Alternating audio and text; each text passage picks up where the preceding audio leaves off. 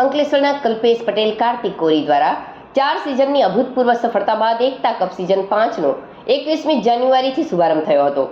ટુર્નામેન્ટમાં કુલ 8 ટીમોએ ભાગ લીધો હતો, જેમાં હાઈટેક કોમી અને સરકાર 11ની ટીમ ફાઇનલમાં પહોંચી હતી।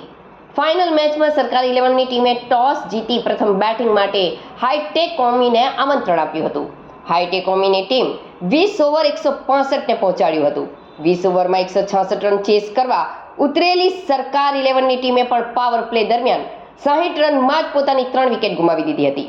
જે બાદ અફઝલ મહેતાએ 29 બોલમાં 68 રન તેમજ આકાશે 31 બોલમાં 40 રનની ઇનિંગ રમી 16 ઓવરમાં ટાર્ગેટ ચેસ કરી લઈ સરકાર 11ને ચેમ્પિયન બનાવી હતી।